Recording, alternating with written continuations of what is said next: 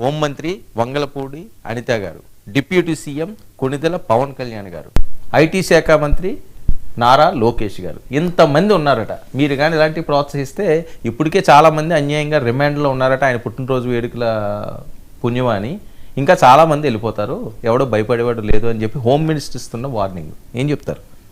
99 వీక్షకులకు అలాగే ప్యానల్ సభ్యులందరూ కూడా నమస్కారం సార్. వీళ్ళకి జగన్మోహన్ రెడ్డి గారి పుట్టినరోజు చూసిన దగ్గర నుంచి వీళ్ళకి నిద్ర పట్టట్లే. ఏ రకంగా అసలు ఈ రకంగా ప్రతి గ్రామంలో, ప్రతి వాడలో, ప్రతి వార్డులో జగన్మోహన్ రెడ్డి గారి పుట్టినరోజు వేడుకలు జరుగుతాయని వాళ్ళు అనుకోలే. కానీ ఎక్కడ పట్టినా సరే అదొక తిరణాల జరిగినట్టు ప్రతి గ్రామంలో కూడా జరిగినటువంటి వాటిని చూసుకొని వీళ్ళలో భయం మొదలైంది. జగన్మోహన్ రెడ్డి అనేవాడు రాబోయే రోజుల్లో మళ్ళీ ముఖ్యమంత్రి కాబోతున్నాడన్న ఫీల్ కనపడుతుంది. కాబట్టి ప్రజలని భయభ్రాంతులకు గురి చేయాలి, ఆ కార్యక్రమంలో పాల్గొన్న వాళ్ళని అదిరించాలి, బెదిరించాలి అని చెప్పేసి వాళ్ళ యొక్క ఉద్దేశం. దానికి తగ్గట్టుగా వాళ్ళు మాట్లాడుతూ ఉన్నారు. ఈరోజు హోమ్ మినిస్టర్ గారు చాలా పెద్ద పెద్ద మాటలు మాట్లాడుతూ ఒక మాజీ ముఖ్యమంత్రి గారిని జగన్మోహన్ రెడ్డి గారికి వార్నింగ్ ఇస్తుందంట. సరే, ఏది ఏమైనా మీరు ఏ వార్నింగ్ ఇచ్చినా ఏది ఇచ్చినా మీరు ప్రజలకు చేయాల్సినటువంటి మంచి గురించి మాత్రమే మేము అడుగుతాం, వేరే వాటి గురించి మేము మాట్లాడేవాళ్ళం కాదు. సరే, మరి దీన్ని ఏమంటారో ఒకసారి ఈ కార్యక్రమాన్ని తెలుగుదేశానికి సంబంధించినటువంటి తలలో వాటన్నిటిని కూడా నరికినటువంటి దీన్ని ఏమంటారో ఇదిగోండి సార్. చంద్రబాబు నాయుడు గారు ముఖ్యమంత్రిగా ప్రమాణ స్వీకారం చేసినప్పుడు ఇటు చేసి దీన్ని మొత్తం నరికి అదిగోండి చూడండి. మరి వీళ్ళ మీద ఎంతమంది మీద చర్య తీసుకున్నారు? అఖండ సినిమాకి సంబంధించి నిన్న 4 రోజుల క్రితం జరిగినప్పుడు కూడా కార్యక్రమాలు జరిగినాయి.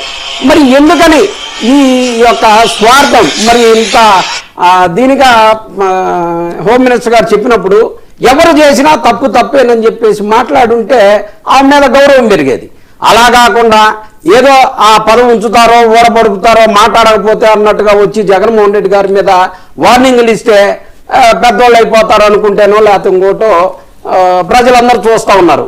వీళ్ళు ఎంతసేపు కూడా ఈ రప్ప అనే దాని గురించి ఒక సినిమా డైలాగ్ గురించి వచ్చిన దానికి ఎవరో కార్యకర్త రప్ప అనేటటువంటి పోస్టులు పట్టుకుంటే దాన్ని ఇప్పటికీ ఒక 1,00,000 సార్లు మాట్లాడుంటారు. రప్ప గురించి ఎవరైనా మాట్లాడితే అలా చేస్తాం ఎలా చేస్తామని చెప్పేసి.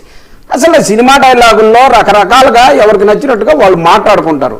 అలాగే మరి ఈ పశు బలి ఇవ్వటం అనేది ఎవరం కూడా ప్రోత్సహించడం ఎవరం చేయం. ఎక్కడ జరిగినటువంటి సంఘటన దానికి సంబంధించి చర్యలు తీసుకున్నామంటున్నారు. కానీ ఈరోజు పెద్ద మాటలు మాట్లాడి జగన్మోహన్ రెడ్డి గారికి వార్నింగ్ ఇచ్చే స్థాయికి వెళ్ళారు.